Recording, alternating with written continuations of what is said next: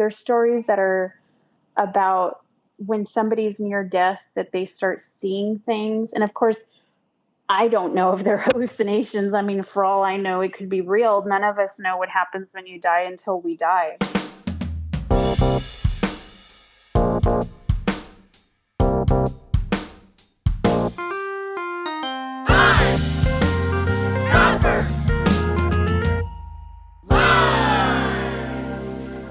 Hello, print friends, and welcome to the 73rd episode of Pine Copper Lime, the internet's #1 printmaking podcast. I'm your host, Miranda Metcalf. I release weekly podcasts with people in the print world who are doing something a bit beyond the expected. So please subscribe on your podcast listening app of choice. You can also find Pine Copper Lime on Instagram and Facebook, and you can sign up for our monthly newsletter with print news from around the world, all at pinecopperlime.com. We also have a Patreon page where supporters can join up at tiers that start at just $1 a month, and they all help to keep bringing you printmaking content every week. You can also get thank yous like stickers and totes, so if that sounds like something you're interested in, you can check out a link in the show notes to learn more about that. It's also completely fine if you don't want to know more about that, because times are tough, and if you just want to listen to a nice show about printmaking and enjoy what you hear, we want you to do just that. Print friends, we're happy to tell you that after 2 years, Pine Copper Lime merch has finally arrived. We've got things available like stickers, totes, shirts, and onesies with our logo on it. But we didn't stop there. Do you love Hieronymus Cock? I mean, who doesn't? That 16th century Flemish print publisher was instrumental in the history of printmaking and worked with some of the greats, including Peter Bruegel the Elder. Now, thanks to your friends at PCL, you can get a sticker or shirt that tells the world you love that print publisher, Hieronymus Cock. Just check out the link in the show notes. Printmaking forever, shun the non-believers. Pine Copper Lime is brought to you by Speedball Art Products, who've been offering a diverse range of high-quality products to your creative practice since 1997. Products like Armheim 1618, a high-quality, low-cost paper made in collaboration with a historic paper mill near Arnhem. Our editor, Timothy Pauschak, swears by it for printing lithographs. And our friend of the podcast and guest of episode number 4, Mr. Miles Calvert, evangelizes its use yearly, encouraging his students to participate in Speedball's New Impressions contest, where they produce work in every print medium. So if you're looking for an affordable paper that can support whatever inky ideas you can throw at it, then head over to speedballart.com to find out where you can pick up the start of your next edition. My guest this week is Lisette Chavez. You may know Lisette from her most excellent internet presence through Holy Press and Show Me Your Print Shop Instagram accounts. When we recorded this episode, Lisette was joining me at a very vulnerable time. It was just a few weeks after she'd lost her husband Craig suddenly and quite unexpectedly. In this episode, we talk a lot about that loss, how she's coping with it through art and community, as well as how she feels that making work about death for many years helped prepare her for the grief that comes with a loss such as this. I know, print friends, that at this time, a lot of people in the United States and around the world are finding death close to them through the COVID-19 pandemic. So I'm just going to say, make sure you're in a good place to listen to this one. Lisette is someone who has incredible insights into death and art, and her vulnerability and wisdom have the potential to be a great comfort to people listening. I know they were to me. Just be sure that you're practicing self-care, and if you need to hit pause and come back a little later on, this episode's in the archive. It's not going anywhere. So, without further ado, sit back, relax, and prepare to be open, vulnerable, and brave with Lisette Chavez. Hi, Lisette. How's it going? Hi, it's going good. Thank you for calling. Yeah, thank you for joining me. I feel like we had a bit of back and forth organizing everything, which always happens, but I'm really happy to be finally chatting with you, and, you know, talking to someone exactly 12 hours away from me is a first, I think, on the podcast. That's so strange. I'm not even aware of anything at 7 in the morning.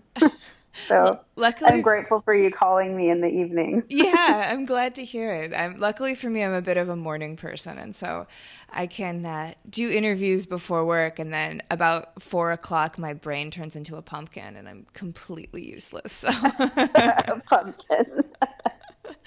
Yeah. I think yeah, we're all in that mushy part right now. for sure. Yeah, I feel like it's a mushy kind of a year. Well, before we sort of dive into talking about you and your art, would you give a little introduction so people just know who you are, where you are, and what you do? My name is Lisette Chavez. I was born and raised in South Texas in an area called the Rio Grande Valley, which is the border of South Texas and Mexico. I grew up in a little town called Harlingen, and there's basically not much there. It's just lots of like crops and farmers and things like that.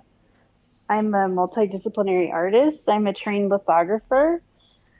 I'm also an educator, and some of your listeners might know me as the creator of Show Me Your Print Shop, Hmm. which is basically just me curating photos of print shops from all over the world.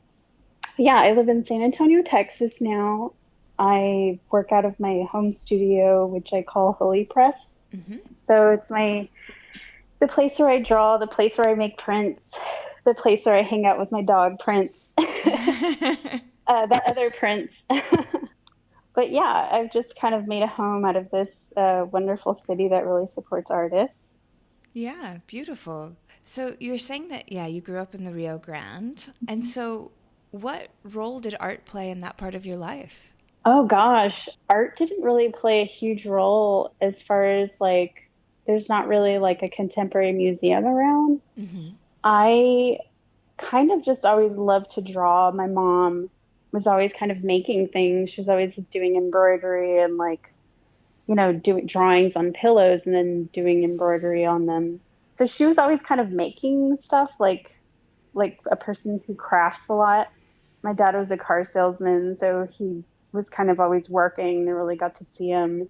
But as far as art's concerned, I feel like she was the person that really kind of showed me how to draw. I Mm. remember she used to take some of my children's books that had a lot of images of like Mickey Mouse and Goofy, and she would sit next to me and she would have a piece of paper and I'd have a piece of paper. And she's a little obsessive about detail, Mm. and so she'd be like, no, no, no, it doesn't look like that, draw it again.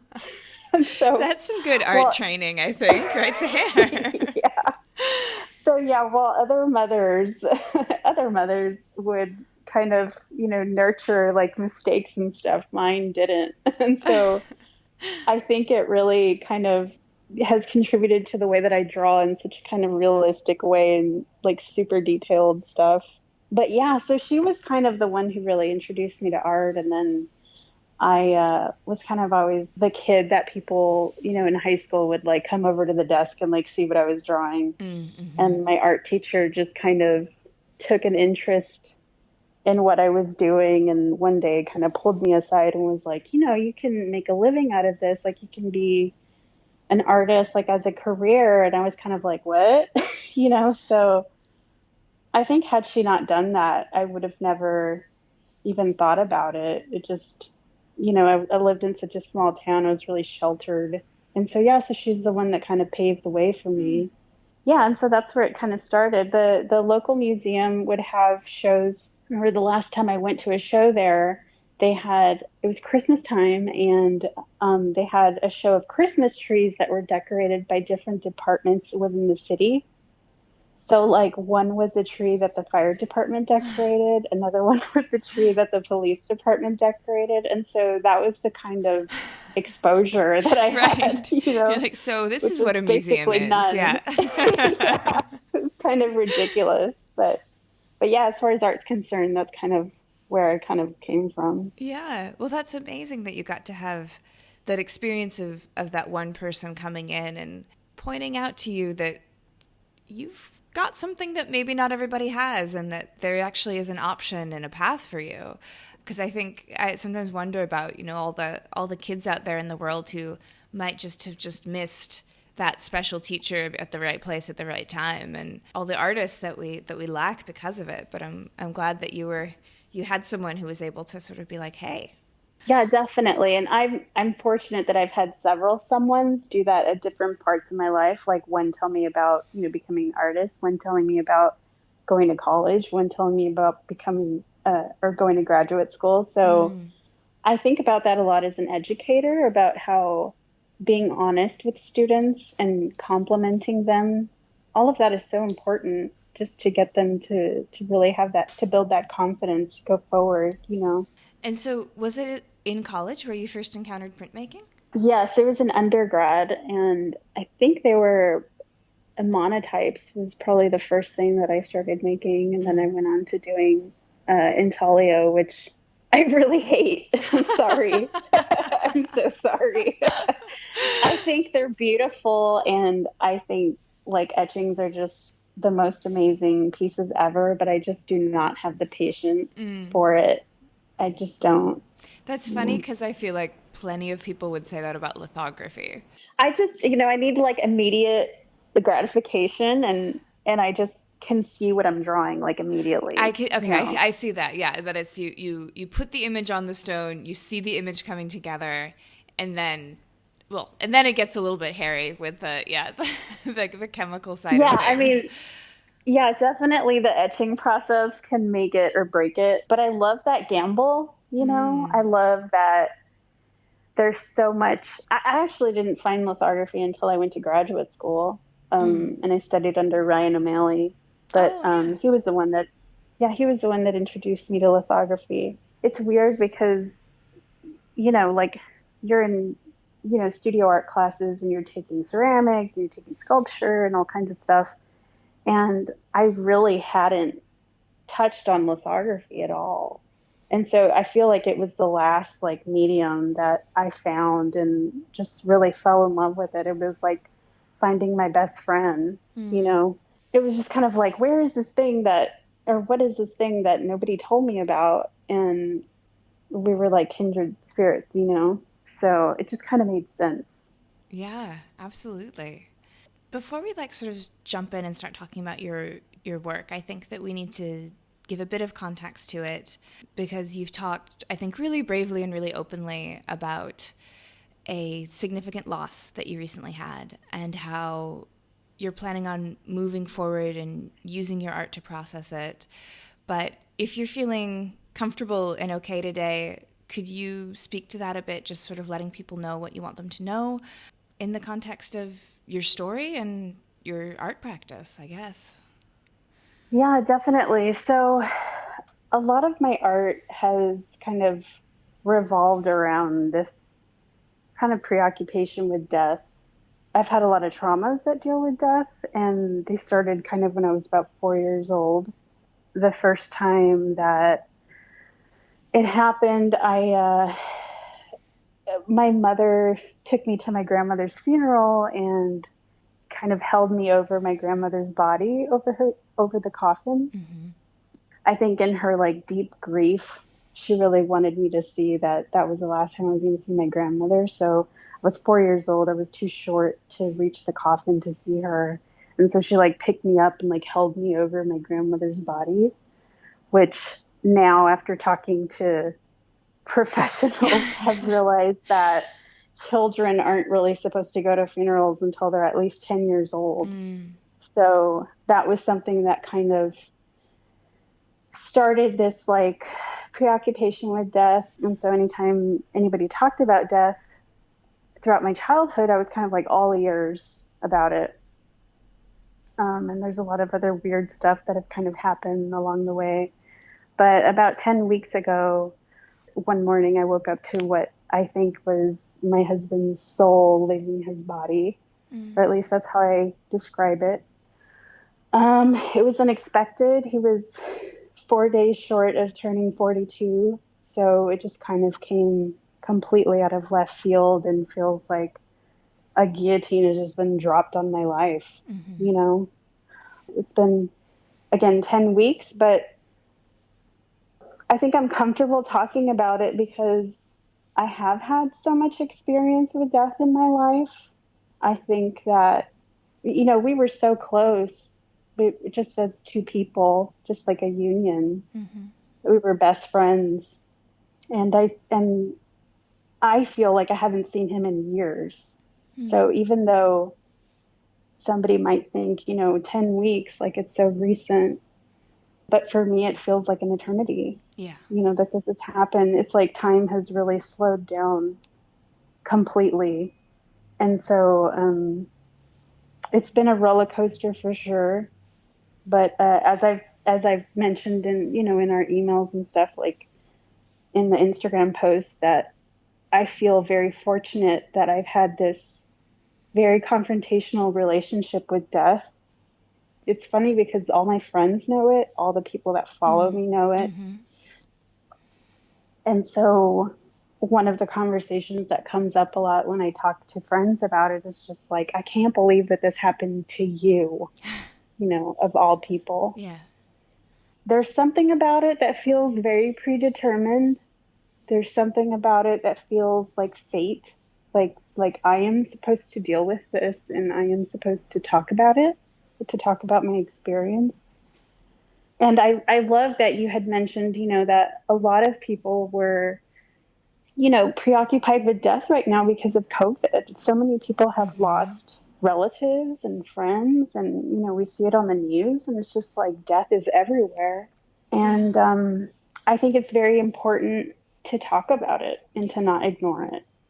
Absolutely. And it's something that I've held really close to my heart and my belief system, and my belief system around what it is to have a good life is recognizing that it will end, and so will the lives of people you love. And, more, as you said, with COVID, it is so incredibly present right now. And I think that people like yourself who have experienced death and have been thinking about it and have been confronting it probably are going to be a bit guides a little bit, I think, as everyone is starting to have to confront this inevitable that in our modern world we're so good at distraction, diversion,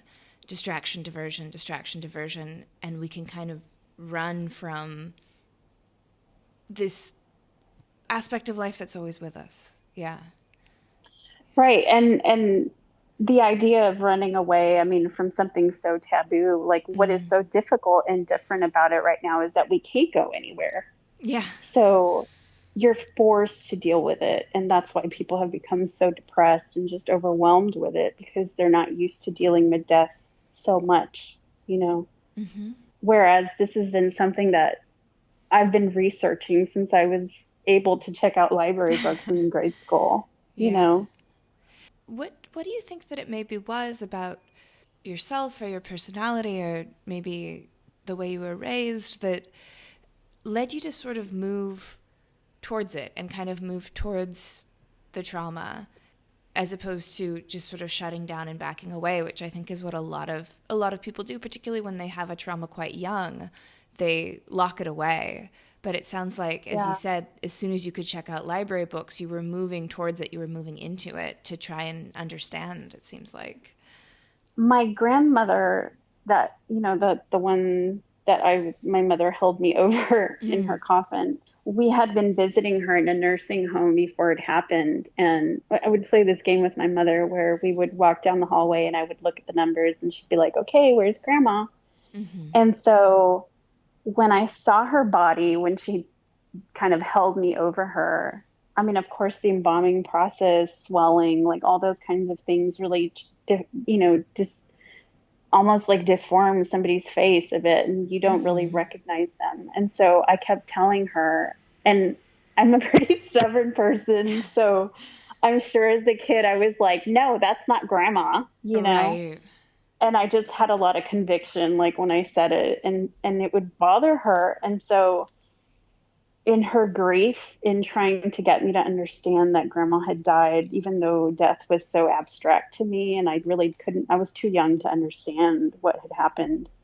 But after the funeral, she took me to the nursing home and we played that game where I counted the numbers and we got to the room and the room was empty. The bed was empty. And she said, Grandma's gone. She's not here anymore. She died. She went to heaven. And I think that posed a huge question mark in my mind. And so anytime, like I said, that anybody talked about death or skeletons or the body or anything like that, granted, at the same time, I come from like a very deeply rooted Catholic family. And so the body is also something that you see a lot in church. The body, they Right. talk about the body of Christ, the blood of Christ. So it's all of that coupled with everything that I'm experiencing as a kid. And so my mother, so after all that happened, my mother was the youngest of 13 children. So I was always going to funerals of all my uncles and aunts and cousins. And I remember I was in high school and a friend was, really nervous at lunch and she looked almost like she was like nauseated. And I was like, what's wrong? And she was like, I have to go to a funeral today and I've never been to one. And I remember I started laughing in the cafeteria. And she said, why are you laughing? It's not funny. And I said, well, I've been to so many. It's like a joke. Like, I can't even Mm. believe that you haven't been to one. And I was like 15, 16. And so I think that I went to more funerals than most people growing up. And my dad used to joke with my mom and say that she was a professional mourner because she would like read obituaries and say like, "Oh, I know him. Like, I'm going to go to that funeral," or I that's so and so's cousin. I'm going to go to that funeral. And so in my little punk phase, I was like, "Mom, you're so goth." And so getting older and becoming, I mean, it was a real juvenile thing to say to her, but as an older person, I realized that she was the person who wanted to take care of those people who were in Mm. pain. Mm-hmm. And so I love her for that, you know. And I see it more so than ever now, especially now that she's taking care of me, like while I'm kind of grieving Craig's death. So yeah, I went to a lot of funerals. So it was just kind of like a constant reminder. I don't think that I could really get away from it. And my mom talks a lot about death too. Like Mm-hmm. she talks a lot about death. And that was something that I kind of didn't realize until my husband and I had started dating, where he would come through the door and my mom would say like, "Hey Craig, you want some coffee? Like come and sit down, let's have some coffee and just like chat." Uh-huh.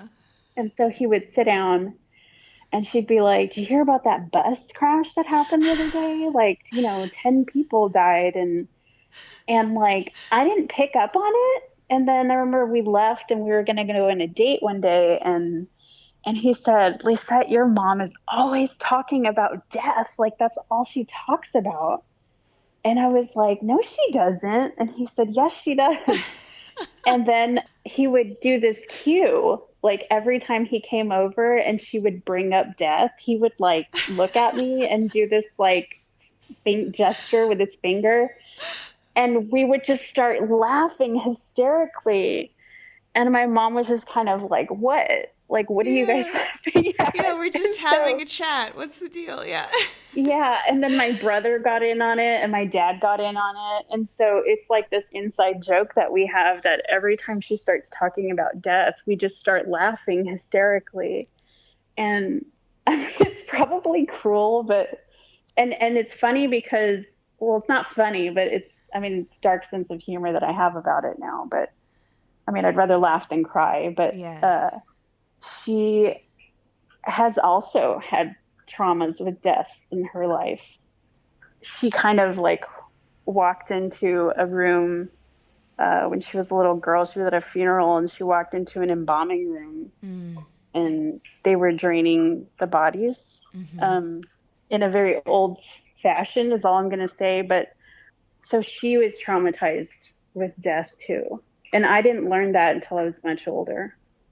Mm. So I think that's where it kind of stems from. But it's weird that it happened to her and then she did that to me. Yeah. So it's become this like weird cycle. Well, and it seems like you both had the same reaction to it too, which is like to move towards it rather than shut down and try and block it from your life.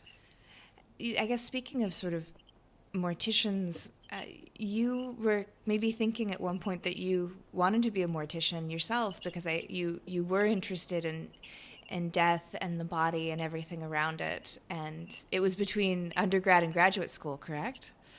Yes, I had a aunt and uncle that were hosts at a funeral home, and my mother used to go have coffee with them like all the time. Uh-huh. So she'd be like, "Oh, I'll be right back. I'm going to go have coffee with your aunt and uncle." And she'd go to the funeral home to go hang out. And one day I was having a hard time because I moved back home and it was it was a really small town, and so there wasn't many art jobs to take advantage of, and I had just graduated from undergrad. And I think I went to the funeral home one day with her to go see my aunt and uncle and just say hi. And the lady that was there said, "Your uncle said you have an interest in like, mortuary science and stuff." And I said, "Yeah." And she's like, "You want to go through the coffin room?" Mm. And I was like, "Yeah." Yeah. So we walked in there and she just like opened the door slowly, and I kind of like, skipped inside and started like opening the coffins and like running my fingers down the lining, like the satin ruffles and stuff. And she just looked at me and she was like, "I don't think I've ever seen anybody so excited to see coffins in my life." And she said, "Most of the time I open the door and people start crying." Mm. And I said, "Are you serious?" And I said, "This is like a car show for me." And she started laughing hysterically. And she was like, "Well, maybe you should think about mortuary science."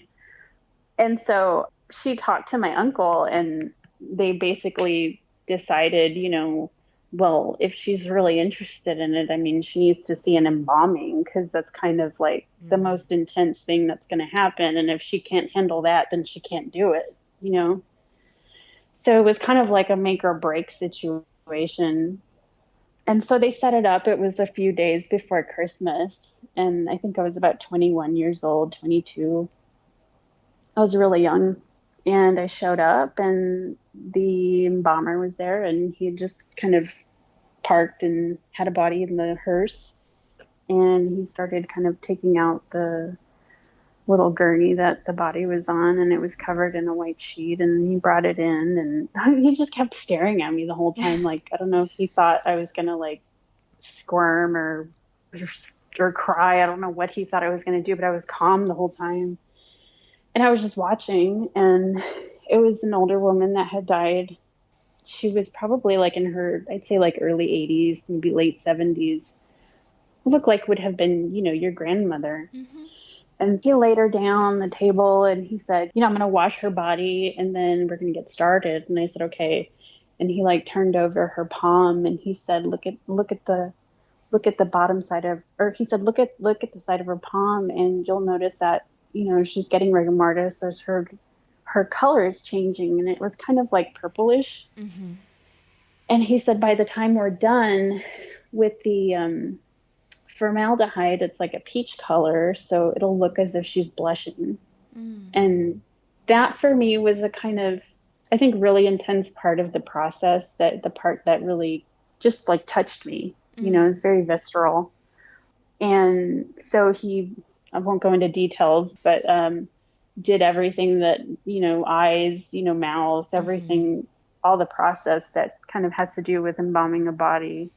And then sure enough, as the blood was pumping out and replaced with the formaldehyde, she looked like she was coming to life. Mm. And I thought it was a really beautiful process of honoring the dead and bringing her to a more uh, quote unquote like suitable state, like for her family Mm. to really see her one more time.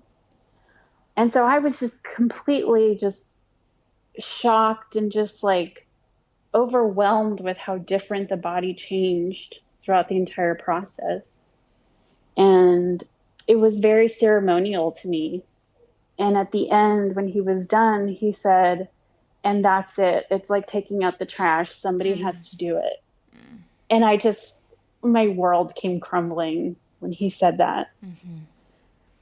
And I said, "Are you serious?" And I said, "I totally disagree with you." And I said, it's not like taking out the trash. You know, you're doing this beautiful thing for a family so that they can see their loved one once more. And I said, she's not trash, you Yeah. know, and I would never want you to say trash, that my father was trash, you know. And so I left and just kind of was like, to hell with that guy. Yeah. And I remember I drove home and I was crying and I came home and my dad was like, why are you crying? Like, what happened? And I told him what that guy said. And my dad's like, oh, I thought you were crying because you like were overwhelmed with the process. And I Mm. said, no, I said, I thought it was beautiful. And I said, but he said this stupid crap and it just really upset me, you know? And so he said, well, that's what he has to do to become desensitized to do his job. And Mm. eventually it will happen to you too. And I said, no, I don't think I would ever become that person. And I said, I'm not that person at all. And so didn't really support it. My father didn't really support it. And so I think had that man not said that, it probably would have taken that route. And I Mm. think that it was fate that kind of directed me towards the path to become an artist who talks about death. Mm-hmm. Because I think that had that day been different, I may have taken a different route in my life. Yeah, I think particularly because you had a strong reaction to the process as a thing of beauty and really understanding that gift that it's going to give mourners could be Right. something really incredible. And I think that there is that. Isn't there even like a phrase that's Morticians Humor or something that actually is specifically about Black humor? And I agree with you that I don't think it's inevitable. I think that it's a way that some people have been kind of socialized to deal with upsetting things. But I think we do have a choice, and you can fully embrace it and kind of push nothing away and process it that way, or you can keep pushing back the feelings of the intensity. And, you know, two, you get to the point where you're saying really awful things like that. Yeah, it was just awful. I thought it was awful. It still pisses me off when I think about it, you know. Mm-hmm. Yeah, definitely does sound like that was it was meant to kind of to push you back into into thinking about a different way to kind of talk about death and dialogue with death, and that you said you've done it kind of through your art. And something else that you've said that I really thought was quite significant is that you've touched on a little bit, is that when you've had death in your life, you've been thinking about it since you were young, you've been making art about it, that actually helped you in the experiences that you've had with grief, particularly your most recent one. And it reminds me of this phrase that I believe is Buddhist, but I'm not entirely sure. That's sort of like, the problem is you think you have time. And this idea that people push back facing death, thinking about it, dealing with it until it's in their lap, and then I think it's much more overwhelming. Whereas it sounds like you've had the experience of thinking about it and dealing with it and processing it through your making, through your art practice. It's actually sort of prepared you for the times that death has come into your life. Would you say that that's true, that I've kind of read that correctly? Oh, definitely. I mean, I told a friend the other day that, you know, I was like, for lack of a better word, I feel like it's been training for what I'm Hmm. going through right now. And, you know, I had to arrange my husband's funeral and all of that stuff. I had a singer come out who is a tenor and it sounded like an opera, like Hmm. while he was being buried. And it was really beautiful. And I'm glad that I had the strength to do it, you Mm. know, and I think a lot about, you know, even when we were talking about this podcast and, you know, having had this tragedy happen so recently, but I think about the people that I can possibly help, the people that I can possibly comfort while Mm-hmm. I'm grieving. And that is something that I'm a Cancer on the zodiac. So I love to take care of Yeah. people and I'm very loyal and protective of my friends. And if I can offer my love to other people during their grief or during their depression, I would love to do that. That would make me feel better about my situation if I can help others, Mm. you know, who are struggling. And so that's really the reason that I came on here, was so that I know that people are so afraid of death that they really don't like talking about it. I mean, my friends know that I talk about death all the time. It's a very casual conversation, you know. And if people don't like it, then they kind of pull away, and that's Mm. okay, But it's just been such a huge part of my life. I just kind of can't deny that conversation when it comes up. And I was fortunate that in 2009, I had a chance to go to Oaxaca during Dia de los Muertos. Mm. And that was really the turning point for me not fearing death as much, and Really? and it being more accepting of it. And it was because I went with a group from school, like from college, to go visit like during that time. And this was before Coco, the movie Coco came out and all that stuff. And now I think there's a lot of tourists during that time, but it was the most beautiful thing that I've ever seen in my life. There was like several piece orchestras like in the cemetery at night, and there's Mm. just like bushels and bushels of like flowers and like lots of incense and food, and there's like 10 or 15 people at like one grave, and it's just like surrounded by flowers, and Wow. there's singing, and it's just there's candles everywhere, there's lanterns everywhere, there's little kids running around with masks on, and it was such a joyous occasion, and it was at a cemetery Yeah. where, as an American, we're not used to people celebrating at a cemetery. Not at all. People avoid it at all costs. And so it was just so beautiful to me, and it was surreal.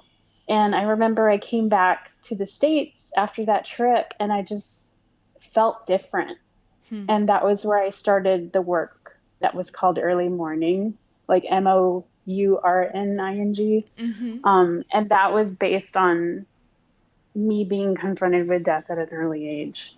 But it was really that trip to Oaxaca that really changed my entire perspective on death. Yeah, that sounds incredible and just so completely the opposite of the quiet reverence and fear that you feel, as you say, in American cemeteries. Yeah, definitely. Hmm. Yeah, yeah. Like there was a cemetery quite close to my house, and growing up, and I was always just fascinated by it. Like I wanted to walk through it and read every headstone and think about the person underneath it and think about the date that they died and think about that time period. And I remember just being really drawn to it and always just sort of rubbernecking it whenever we would pass it. It was between our house and the local grocery store. Hmm. And whenever I would go in, there would just be this incredible stillness there. And that sounds like what you're describing in Oaxaca. It's just the opposite, like lights and candles and flowers and children and just a really like It was a celebration of a life. celebration. Yeah. Yeah. It's And just that's exactly like what I thought about it when I came back. I was like, we should be celebrating somebody's life, and they believe, and the people of Oaxaca believe like you'll see petals of marigolds like on the floor, like little trails, and they believe that the spirit follows the trails home and they come back to visit the families. So in a way, the dead never really disappear and go away. They come back to visit every year. And I think that's really beautiful that, you know, we're so kind of afraid of our own mortalities and this idea that we're going to be gone forever. But I think in their beliefs, you're not like, the body might be gone, but the spirit is still mm-hmm. coming back to the families to be reunited with their loved ones. And I think it's just so beautiful. Yeah.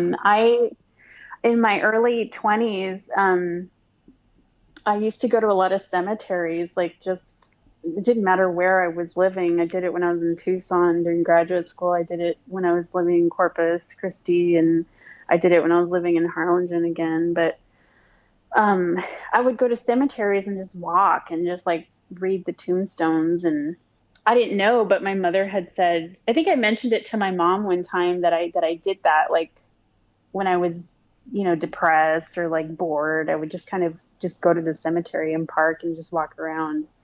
And my mom said, that's so weird that you used to do that because your grandpa used to go to a local cemetery by the house, and I would always be coming home, and I'd see his truck parked, and I'd pull over and I'd say, Daddy, why are you at the cemetery? Like, that's such a dark place. And he would say, Sweetheart, this is the safest place. The dead can't harm you. And it's so true that it's really the safest place we can all be, but it's really the place that people are most terrified of, you know? Yeah.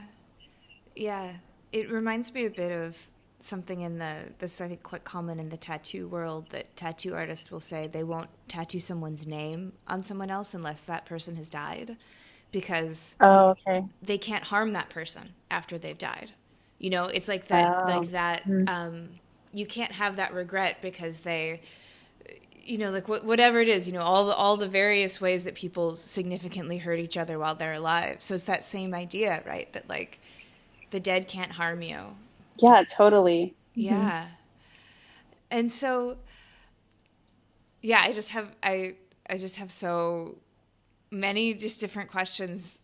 Yeah, I was just thinking, I was like, I really wish we lived in the same city so we could just like get coffee and like just do a deep dive on this like once a week. My life has been really strange, and I'm lucky that I have the personality to talk about them. Well, and if I've mentioned before, you've been really open on social media talking about Craig's death, and you've even said that you want to start making work about it. And I didn't know if this is Yeah. something that have you started that journey yet? Are you still kind of waiting for things settle? Like how does an artist know when she can take something like this on?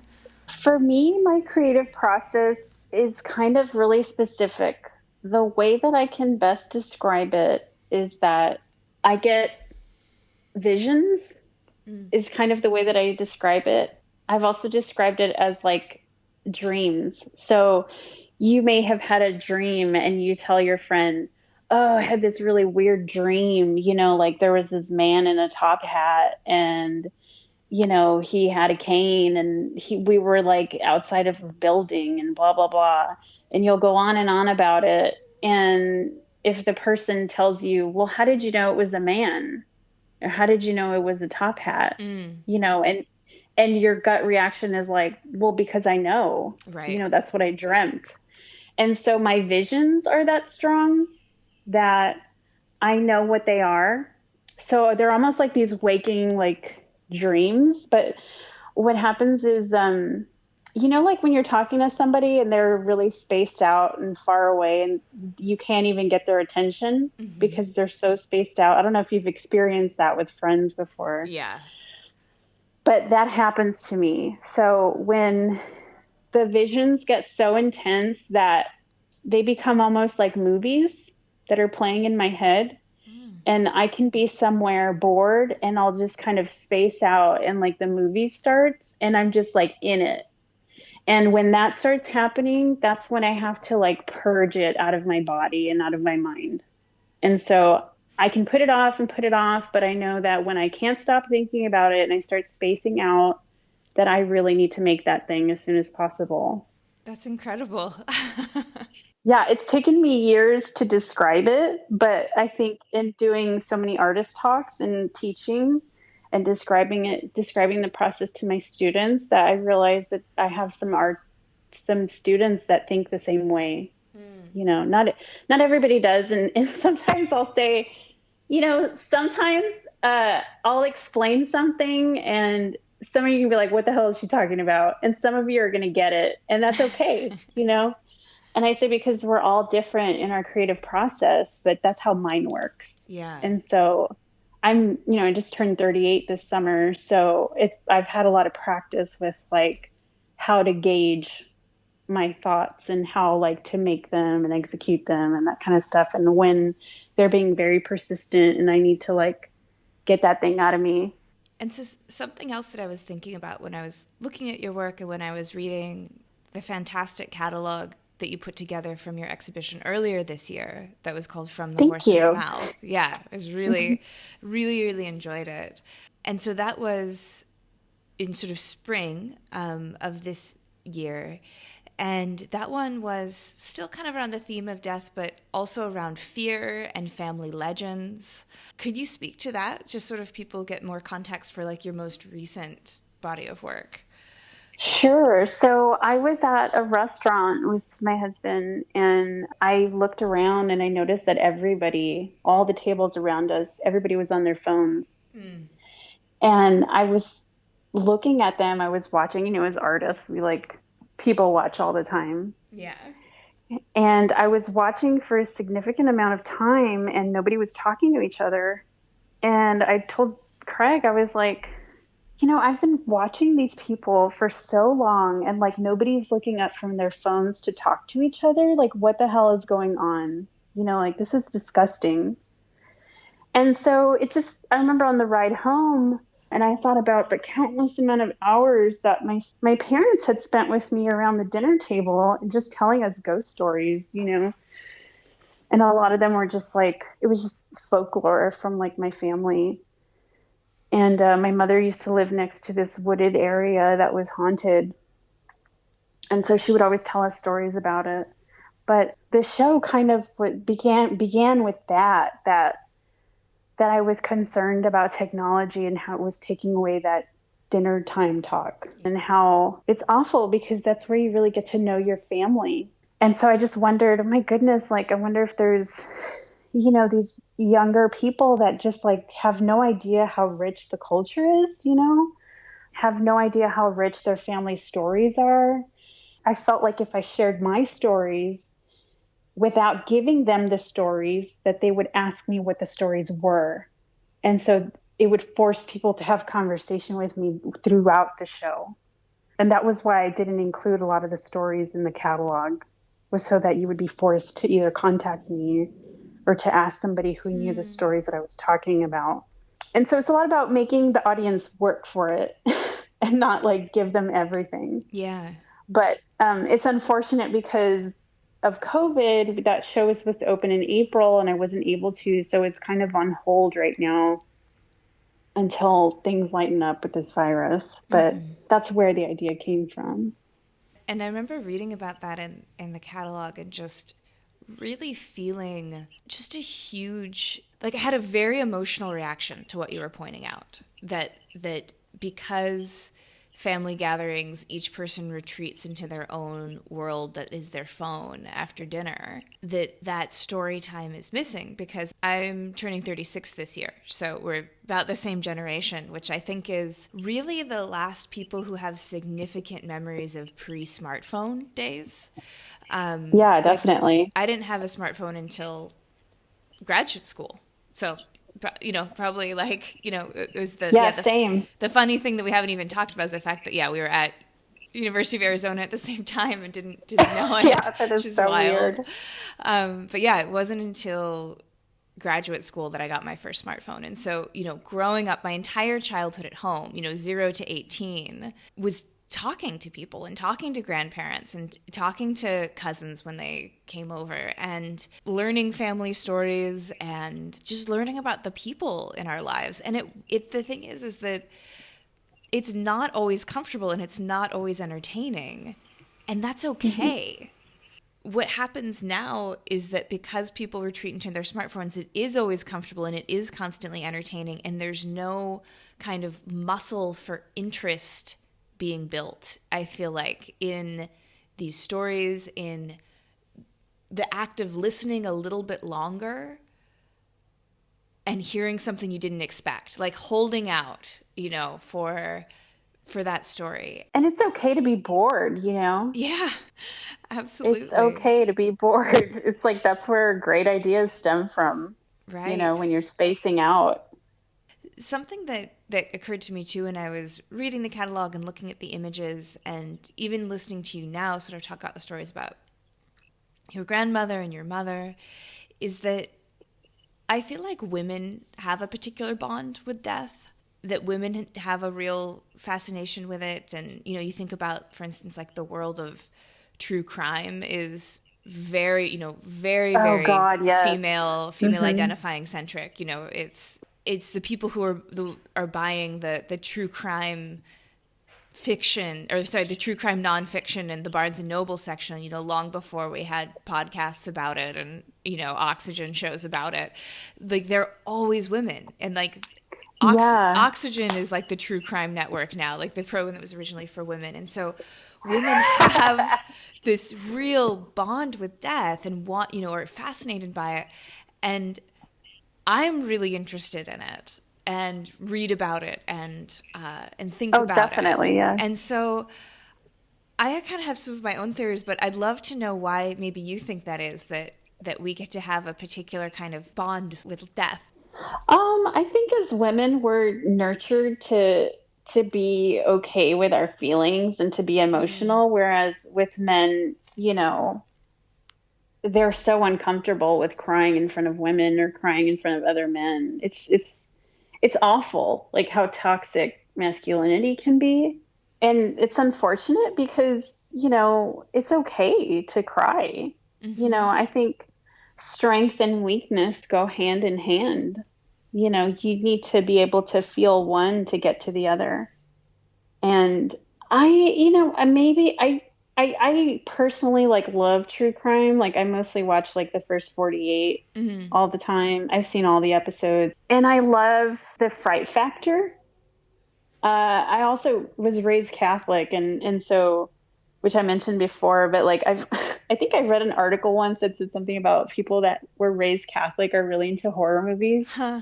And it's funny because a lot of the other people that I know that were raised Catholic are really into horror movies too. And I think it's because we see like the body of Christ and we talk Yeah. about like the blood.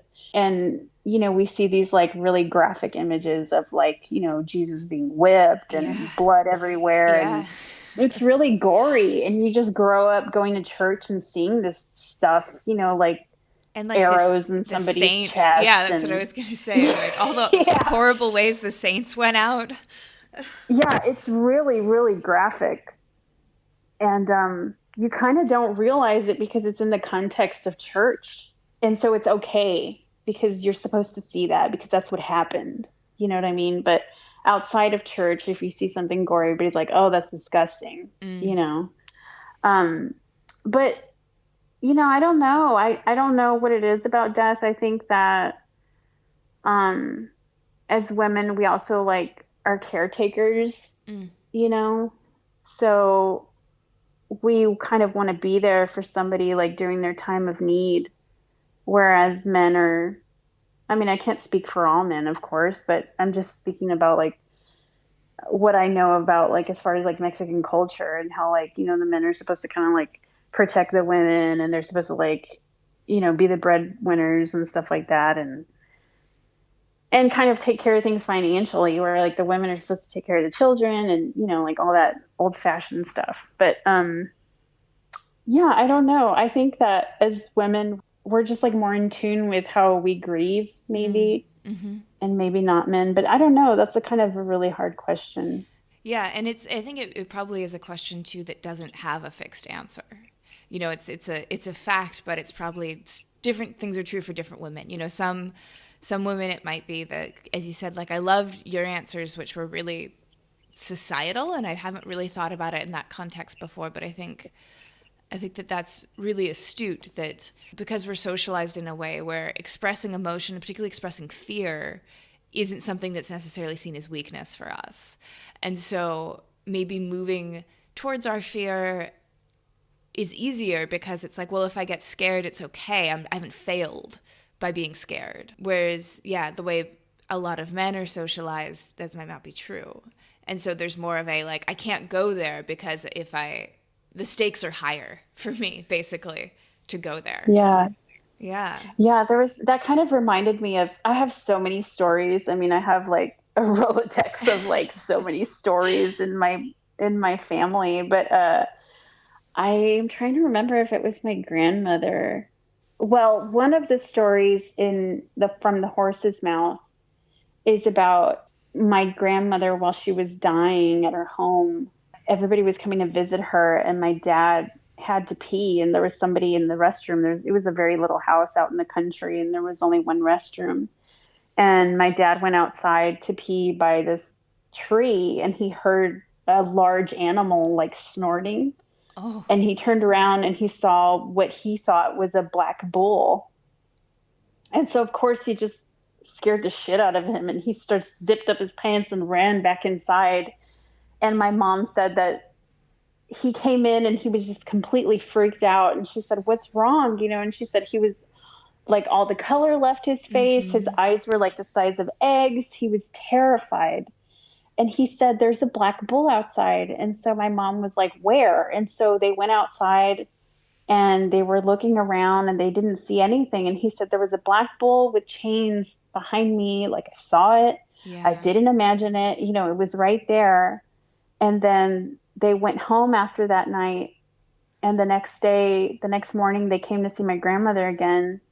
And of course, she was on her deathbed. And my mom said, "How did you sleep, Mom?" And she said, "Well, I couldn't sleep because there was this black bull that wouldn't leave me alone all night." Mm. And so my mother has a lot of stories like that. And now that I think about it, a lot of those stories, and they're stories that are about when somebody's near death, that they start seeing things. And of course, I don't know if they're hallucinations. I mean, for all I know, it could be real. None of us Mm. know what happens when you die until we die. That's Mm-hmm. unfortunate that we won't have those answers until then. But there was another instance where I think it was an aunt of mine. I think her daughter came into the room and she was also on her deathbed. And she said, "Close the door. Like, why did you open the door?" And she said, "There's a coffin in the room." And she kept talking about this black coffin that was in the room. And she just Hmm. like wouldn't stop talking about the black coffin. And so I don't know of any stories where there was a male or like a man who said something like Yeah. that, like in his deathbed. But most of the time it's been women Mm-hmm. that my mom has kind of shared those stories with me. So that's interesting too. But yeah, I mean, we're all conditioned in certain ways. There's something in there for me that's kind of maybe more poetic, but something about the way the process of birth and the process of death are so intertwined. And that's not at all to say that every woman has the capacity or the desire to have kids, like for instance, but it's kind of more just like something sort of deeper in the sense, like, because for millennia, because for even before we were humans in human form, females of the species risk themselves creating life, and that they straddle the worlds to continue the species. That death is right there, particularly for humans. It's human women have a very, very difficult birth that's very dangerous, and that there's something about that connection with death that maybe is in there too, that we grow up, before you even decide if you want to have kids, like, you grow up knowing that it's yours is the body that will or Yeah. could produce life. And in that process, it is going to be really painful and it is going to be dangerous if you do it. But you're the one who makes new humans so humans can continue. Yeah, that whole process is a gamble.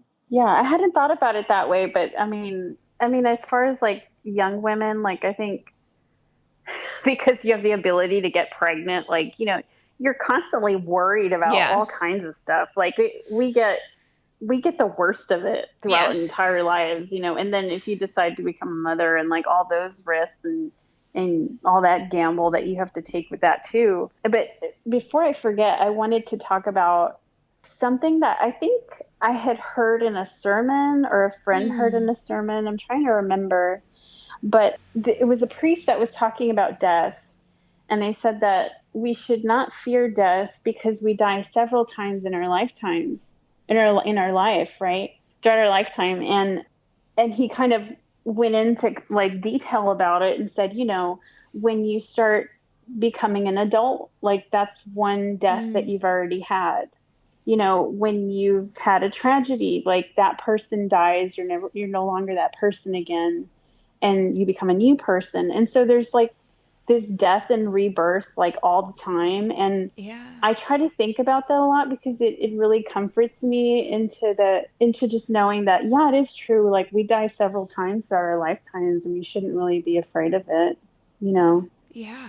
But That's I just thought it was no, brilliant, that's so you know. brilliant. And it's such an interesting point because my ideologies are very heavily Buddhist and influenced. And one of the strongest tenets around Buddhism, particularly when it comes to death, is that, everything is impermanent.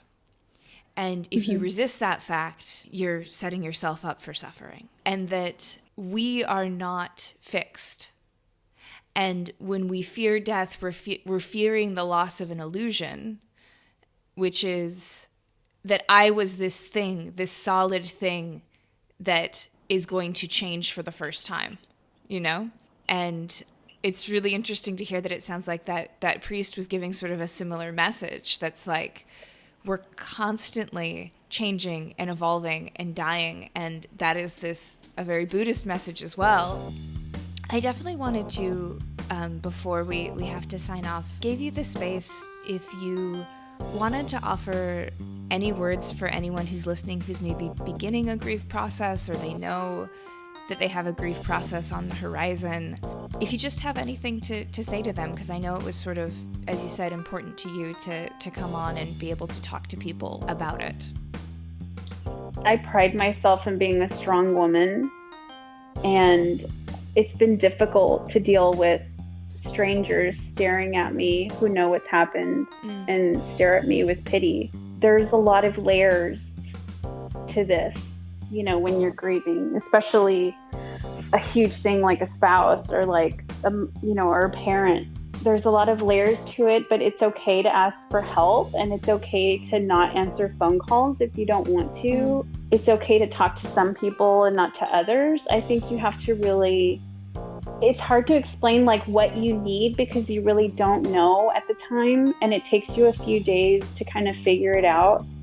So at the beginning, like, I had so many people calling me and messaging me, and they would say, I don't know what to say, but like, I just want you to know that I'm here. And I would write back, I don't know what to say either, because I was in shock, and I still am in shock that there's still days that I wake up and kind of remember like, oh yeah, he's not coming back today, So it's been a roller coaster of emotions, and I think that's okay. I think you have to allow yourself that grace, of like letting it come as it is, and you don't have to see anybody, you can stay home, you can talk to people on the phone. But I think the worst part is maybe not asking for help or not accepting help because you think you can handle it on your own, or that's a huge thing that a lot of people deal with, I think, is that they're really afraid to ask for help.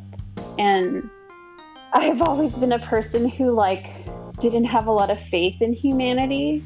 But after this happened, I had so many people reach out to me, and so many people who I thought never gave a damn about me, even strangers who I didn't know coming to my door to leave flowers and things like that. I'm so grateful for them because they've given me so much hope in humanity. And I'm just really grateful that I have such a great support system of friends and family that have been there for me. And so, yeah, for anybody who's suffering, I just kind of want to tell them, like, you're not alone. And also, there's a lot of resources. Of course, like finding a therapist can be really helpful. I'm working with one right now who's been really helpful for me.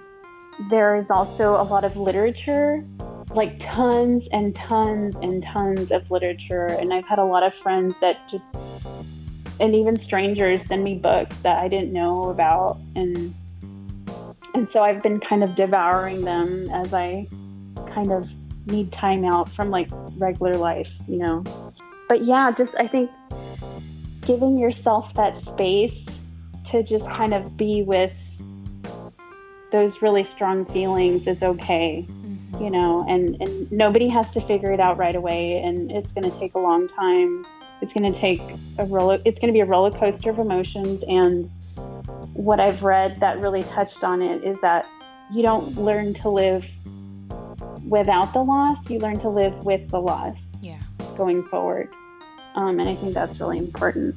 Yeah. Yeah. But thank you, Miranda, for not like tiptoeing around this subject and inviting me to talk about it, because I think I'm a person that my art and my conversation can make a lot of people uncomfortable, but I'm really grateful that you're so brave and that you've invited me to talk about this very, taboo subject. So thank you for the opportunity. Thank you so much for being willing to and being so open about all of it, because I think, like I mentioned in the email, I'd wanted to talk to you for a long time, and just because I admire the work that you do so much, and death is such an important part of life. I believe that the reason our life has meaning is because it ends.